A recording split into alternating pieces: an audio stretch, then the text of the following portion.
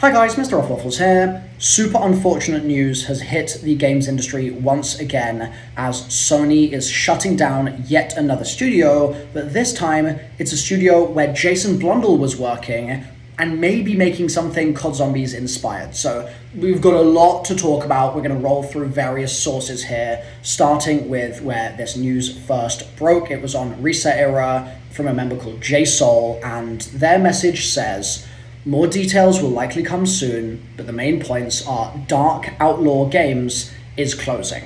PlayStation formed them as an incubation studio 1 year ago under COD Zombies veteran Jason Blundell. They were still in the early stages of their project and have not shipped anything. This is now the second game project under Blundell that PlayStation has shut down after Deviation Games. Separate from that, there are an unspecified number of layoffs within PlayStation in the US and in the UK. I'm very sad to see some of my friends on the Sony UK team go. The number, though, is said to be small.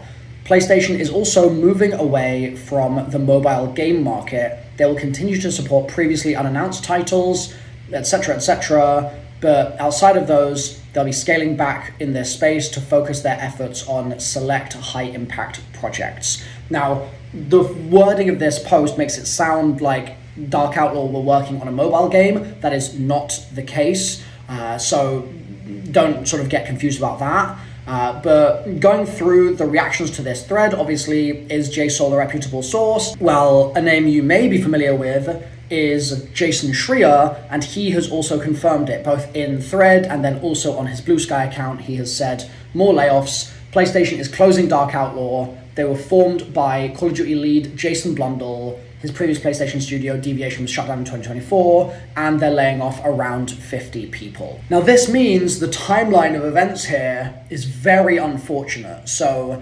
obviously, Jason was at Treyarch and then had that kind of weird period following the release of Black Ops 4 where he kind of disappeared for a while and wasn't really in front of camera and wasn't really promoting the game, and Zombies obviously had a very challenging launch, and so it was weird that he was so absent. And then he was back a little bit towards the end of that game, but by the time that Cold War rolled around, Jason had been completely phased out and then left the studio, and the team gave him a kind of parting tweet, and that was that.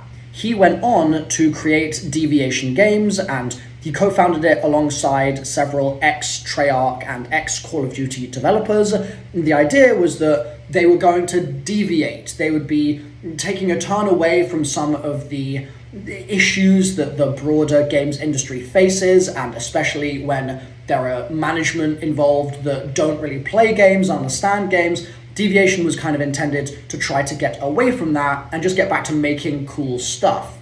Sadly, it was a complete disaster. Jason left Deviation, the co-founder of the studio left the studio in 2022, and it was awkward also because you'd had people from Treyarch that had believed in Jason's vision for the studio, that had gone to Deviation, such as actually JC Backfire, right? JC was hired to work at Deviation out of the community, and then the studio went to complete pieces. And there was this weird thing that happened where Jason was sort of pushing for Deviation to be successful, then mysteriously left, and also with that, what seemed to happen is PlayStation was supposed to be funding the studio, but then they were no longer funding the studio, and so you had a lot of folks inside Deviation that were then, I assume at least, I don't have a source for this, but I assume having to figure out how do we either cut costs here with one of our lead kind of partners and investors no longer paying those bills, or how do we find new money somewhere? How do we raise money, or whatever they might have been trying to sort of do as a path forwards? Needless to say, it didn't work. As you can see here from this really useful post by Cayusto, Deviation Games closed in 2024. So it was a complete failure. This idea to branch out and deviate from the issues of the games industry ended up succumbing to the very issues of the games industry that it was trying to avoid. It's a very sad story to think that you might have been a dev taking a chance on Jason Blundell only to have that thrown back in your face with Jason leaving the studio, kind of leaving a lot of people there wondering what the hell was going on. Sony also abandoning it, and then it going nowhere. That's got to sting.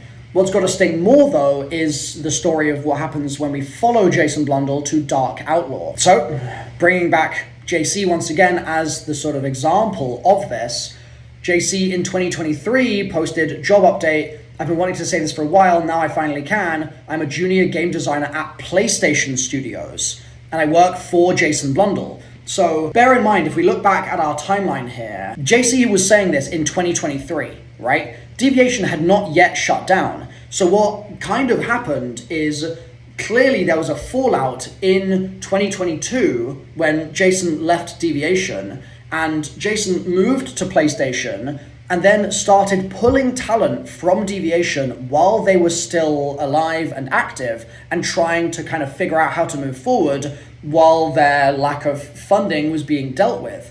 So you had this sort of almost poaching situation happening where those devs that were believing in Jason's vision for Deviation were sort of continuing to take a chance on him seemingly and moving over to this new studio, these new PlayStation studios, or specifically what we didn't know at the time was called Dark Outlaw, and then disaster would shortly strike a couple of years later, as we are now seeing. So the move started happening. We saw people like JC and others continuing to follow Jason Blundell through the path that he was kind of laying the groundwork for in the industry, and in a very complex environment in the industry as well, where it's difficult to keep jobs in the games industry right now. Like, it's just really tricky to not get laid off. There have been so many layoffs over the last 5 years. I think SIE have shut down something like 6 or 7 studios in the last 6 years, like since 2020. There's been so much of that happening, Bluepoint being a very recent example, and an example that really stings, and we'll talk more about that later. But getting back to our timeline here, we have this report from 2024 saying that Sony has formed this new studio with ex-Deviation devs, and it's Deviation co-founder, which is funny to see, rather than like ex-Treyarch studio head, it's Deviation co-founder is his title, said to be involved in the new studio. And then also from Sophie here, we have the announcement last year in 2025 that they were forming a new first-party studio specifically called Dark Outlaw Games. And Jason did a couple of interviews about this and bits and pieces. He said it's such a privilege to be able to do this with Sony. Sony doesn't set up first-party studios all the time. To have that privilege is humbling. It's really nice. I'm really excited. They were staffing up, keeping it kind of low-key. And then, unfortunately, we would get to what's happened today, where that studio that he was humbled to be able to lead is gone. And this means that Jason Blundell, who didn't, from what I've read, didn't personally seem to be the problem at Deviation. Like, I heard that there was a lot of leadership problems at the studio, but to the best of my knowledge, it was not Jason that was the problem from what I've read. He's had a really tough time because he's then moved to Sony, right? He's moved internal to that team. He's tried again and again and again to make something happen, and he's just not been able to ship. And it's difficult, I think, to look at that trajectory and to say, is there an element of this of Jason Blundell's fault or Jason Blundell's responsibility? And on the one hand, you might have that as a gut reaction, especially when you've got folks like JC continuing to follow Jason around. You'd think that some responsibility might lie on Jason's shoulders, but you then have a huge number of people, especially in the Reset Era thread, that are actually saying, hold your horses, this is not Jason Blundell's fault, he's the victim of A, just a very difficult industry environment, but B, also some of the leadership on the Sony side. So potentially there's issues with the way that Sony are approaching developing games as a service and these live service titles, and what we've seen recently with High Guard and with Concord and things like that are these big swings that have generated no revenue. And so maybe what's happened is Sony's gone, well, we want to take these big swings because we think that they could be giga profitable and that could be the future of gaming. And so they've funded several of these, and they've tried to kind of ensure that no matter what happens, they have a big enough stable of different games that one of them can be a success and can kind of pay for all the others, right? So they've maybe over-indexed in that direction and then seen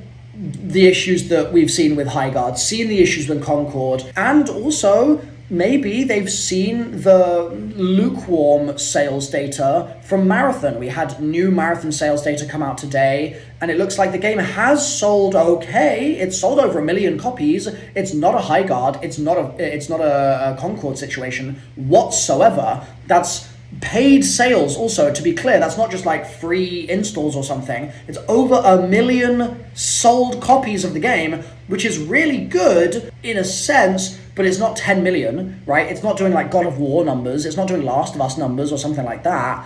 And so I think that lukewarm is an appropriate word to use there. And so Sony might have seen this and gone, you know what? We can't afford to keep gambling like this. We have to cut our losses. The sunk cost fallacy has to end at some point. We need to do something about it. And so perhaps that is what's happened here. There's a possibility that due to the maybe more defensive stance that Sony are taking, they've simply had to pull the rug out from under the studio. And that's therefore no fault of Jason Blundell's. He was trying to keep it low key, and he was clearly very much respecting the privilege that he was being sort of endowed with of taking on this first party kind of opportunity. So I think that it's really too early to say without more detail what the true story is here, and the extent to which there might be blame on Sony leadership, to the extent to which maybe Herman Holst has guided things in the wrong direction, or the extent to which this is just the nature of the games industry being increasingly very, very difficult. I am not sure. I think that more details need to come to light for us to make that judgment. There are other folks on the Reset Era thread that have been speculating about it, saying that this is indicative that Sony's PlayStation operation is in trouble just generally, but then others disagreeing and saying that actually I think that this is more so just a case of capitalism cost cutting.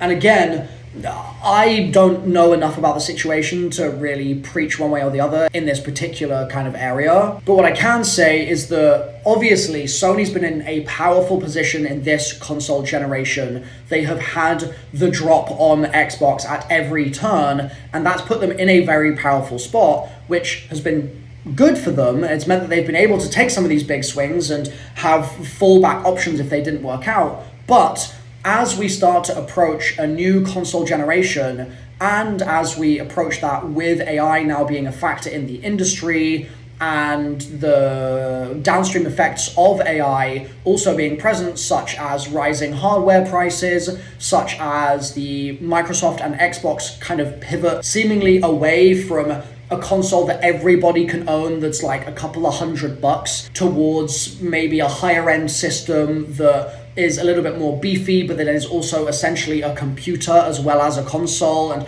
all the rumors swarming there. The rumors also around what Steam are planning as well. Like, with all of that happening, I'm sure that Sony has some very big decisions to make about how it's going to approach this next generation. And I think that as a result of that kind of uncertainty, and especially because that's in such a form that is so different to what we've seen in the last several console generations, where it's almost been a known quantity of how it's going to go. Like, there's been a form and a shape and a structure to the generation, whereas this next one, I think, has a lot more unknown about it. Because of that, I could absolutely see this as not a sign of Sony weakness necessarily, but more so a sign that they are getting their ducks in a row for a future that they are now predicting to go in a different direction to what they thought it was going to be 5 years ago, or 4 years ago, or even 1 year ago with the formation of Dark Outlaw.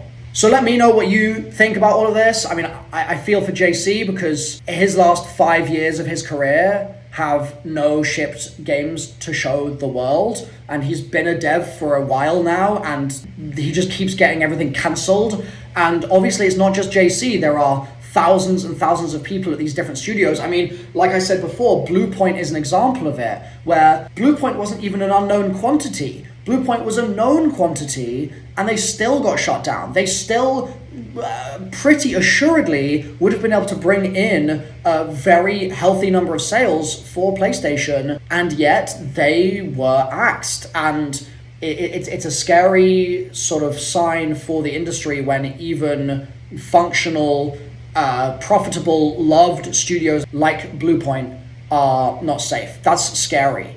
and it means that these maybe more fringe, experimental projects like what Dark Outlaw was working on are definitely not safe, and that is a restriction on creativity, and that is going to hinder the cool stuff getting made, and it's going to lead to more safe swings at the bat and fewer truly artistic choices being made. Instead, it's going to be a lot more just in line with safety and risk and defensiveness, which doesn't lead to great creativity. So let me know what you think about this. Also, let me know if you'd like to see more videos like this from me in the future covering games industry news. I've been MrRoflWaffles. Please subscribe if you've had a good time today, and I'll see you very soon. Bye for now.